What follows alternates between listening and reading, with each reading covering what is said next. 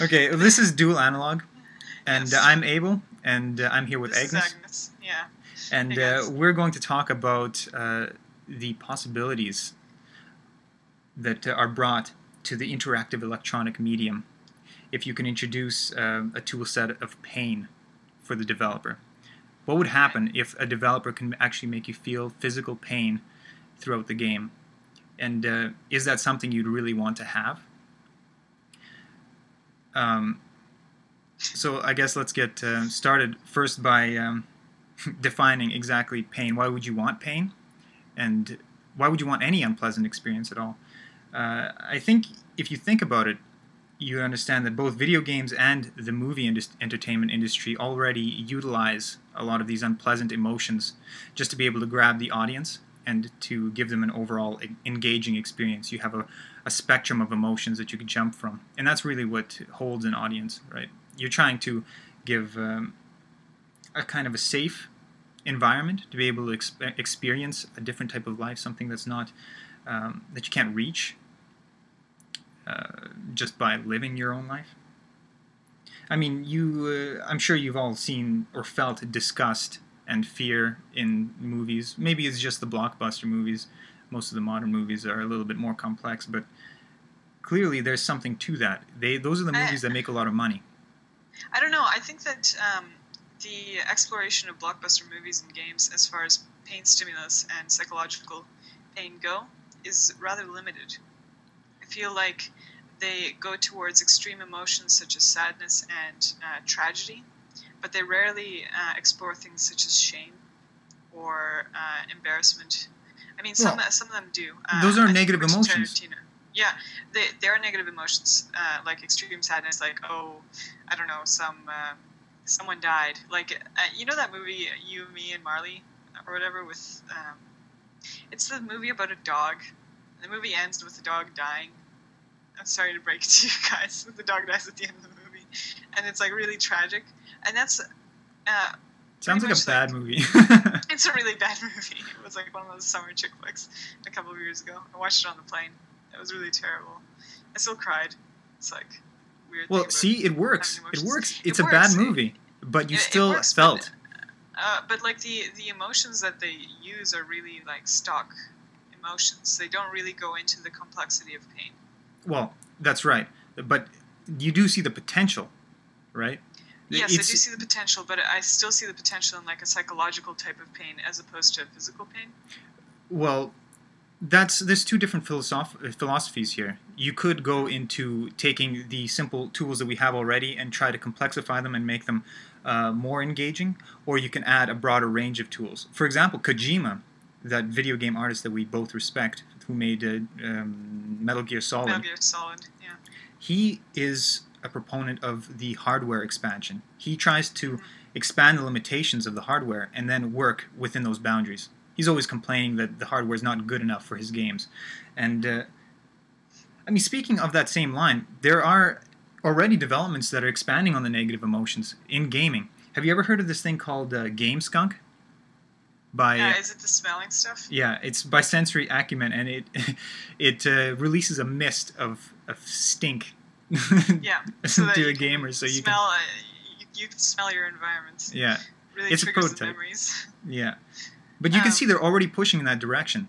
But See, I understand the reason that they're pushing that direction. I just think that it would be a lot more efficient to allow the technology to develop to the point where we can actually interface directly with the brain, rather than creating physical structures to create these emotions. interfacing with the brain, that's jumping way ahead to the end of the book. That is the eventual goal, right? Yeah, What games do is they try to interface with your brain. They give you an experience that you're not really having, right? yeah, But that's the thing that's really we have to use a admirable. medium. We have to use our some kind of an interface that we can go with the computer, be it with buttons or with motion detection, or and Yeah. there's this back and forth with the computer and from yourself. Yeah, so I guess this discussion on a technology that produces pain does go right into that stuff that's going with Connect um, It's and on the same line, I suppose. yeah, it's on the same line of those peripheries. I know it's perplexing to think. Think about the strategy of inducing pain. Why would anybody enjoy that? But if you really think of it, like, philosophically, I mean, there could be entire books written on the duality of pain and pleasure and the human condition. And, Yeah. you know, I mean, there's the immediate example you might think of, the reductive example of people with sexual deviances and masochists. But really, I think that it exists ubiquitously within our society in a more subtle way. Those little subtle manifestations in our entertainment industry, like I don't want to give these bad examples like Saw and things like that, but Well, I think that this experience of pain and unpleasantness um, through entertainment mediums has a lot to do with the sublime and the ability to see, to experience things like death and deviance and pain and pleasure from a standpoint at which you are not at risk. I think that's one of the major draws to these kind of emotions, that you can have the experience of these physical stimuli without actually having your body at risk. Well, that's this right. This is one place where I see that this idea of having an apparatus that'll induce pain in players as a negative feedback mechanism. That's where I can see it maybe jumping that line a bit too far. But there's other issues that I see with having such an apparatus. Yeah, what I'm thinking about is a device within a game or a peripheral that induces pain without the actual danger, without the actual damage to the tissue, right? Because then there's obvious problems with that. If you eliminate the damage, then is pain really bad? Is it wrong? I mean, there are certain pains that aren't necessarily feeling that bad either. You feel the pain, but it's somehow exquisite in one way or another. Like the pain that you feel after exercising and your muscles are sore. The pain that you feel of cold, and after that cold going away, you come inside into the warmth next to a fire after being cold. Just that feeling that by the incredible feeling, as you said once, pleasure. The greatest pleasure is pain relief.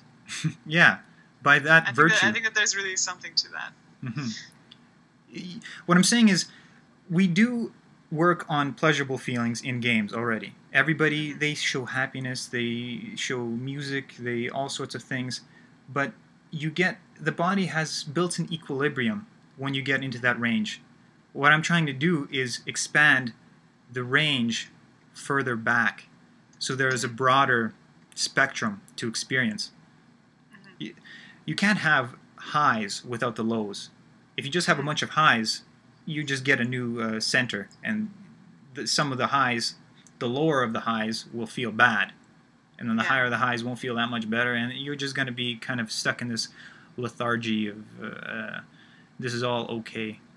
But like on a basic level, on like the philosophical level of this discussion, I totally agree with you. I think that expanding the tools that we have in order to express given experiences would be extremely beneficial. But I don't. From a practical standpoint, I don't see this actually working, because so far we have not developed the philosophical content required to actually utilize this in any interesting way. I think there's very few games that I can see actually using such a device in a way that would actually really take advantage of it. The other thing that I have a problem with is, how you discuss the equilibrium piece. Yeah. The other thing that I'm thinking about that is that equilibrium can be created with the technology that we already have. Well, okay, those are 2 points that I'm not going to... You should have split it up so that I'd be able to answer one and then the other. Okay, just remind me about the second one after this. Okay. First of all, I mean, what would this inclusion of pain add to the experience? You're saying the games don't utilize this, right? Or wouldn't be able to utilize it. Well, think about it. They don't utilize it to the full extent that it could be. What do you mean? Okay, that complexifies everything. I have this argument figured out in my mind. Let me finish. Okay, argue. Okay. first thing that comes to mind, if you have pain, then you have commitment. You're going to be invested in the game if you've got Yes. the punishment factor involved. Nobody's going to go and jump out running and gunning like crazy if they know that they're going to get a serious world of hurt if they get shot. They're going to be Yes. more likely to play as a team member. They're going to be more likely to play with each other and to follow the rules of the game, less likely to subvert the rules of the game, right? And at the same time, you'll also have the camaraderie aspect improved as well, because everyone who's on the same team will have this implied understanding and knowledge of this pain that they will all share if they fail. It just brings this whole level of, I suppose some people could relate it to realism. It's going to be just like, well, it won't be ever just like real life, but it's going to be closer. Yeah. Right? Well, and I'm just relating to shooters right now. It could be used for any game. Can I just bring up an example? Okay. Of my experience of something similar to this recently. I don't know if anyone else is picking up the audio that's happening in my space, but there is some vegetable blending happening in the background. I don't hear anything, so just keep going. Don't. So an experience that I had that was not using direct physical pain, but using psychological pain, was I was playing Resident Evil online. And I was playing it through, not using anything, just using whatever the game gave me. And I ended up playing online with this one guy. And he was completely decked out with all these cheats and things like this. Like all this shit, like so many powerful weapons and all this kind of stuff. But the way that Resident Evil works is through triggers where you have to hit certain enemies in certain spots and do certain tasks at certain points in the fight to actually win. He didn't get this, and he thought that the only way to play the game was to just have unlimited rockets. That was the only way that he recognized how to play the game. And I think that in many respects, this is where I think that we are not at the point philosophically to actually implement something like pain. It's that there are people who are not willing to, who don't even give the game the chance to actually show them how to play the game. Instead, they automatically get scared and think that, I gotta be as powerful as possible. If I die even once, like, I'm a weakling. It's like this masculinity thing that doesn't make very much sense, ever. But there's these players who, the only way that they play a game is through cheats. I don't quite follow. First of all, that's a different conversation altogether, in the sense that that's the infrastructure of the game itself. They should be able to have a program to keep people from cheating, first of all. And second of all, when a person brings in a bunch of stuff with the rocket, like the big masculinity thing, where I'm going to go shoot up everyone, and the way that you win is by being a badass, he's going to learn very quickly after he gets shot just once. Just like when you're playing a game of paintball, you get shot just once, you will take your place. You will sit back and say, whoa, this is actually painful, and I'm not going to... What's going to stop him from turning off the device? Exactly. Get the people who can't handle it, or who aren't going to be playing the game well, aren't going to be really playing the game, out of there. I'm not thinking of this as something that'll be generally accepted. There's still going to be a lot of games that are just fun to play, the Facebook games and things like that. But if you want to have a real kind of a hardcore experience where the next level of Call of Duties, you're going to have these elitists that you got to, play... You got to actually take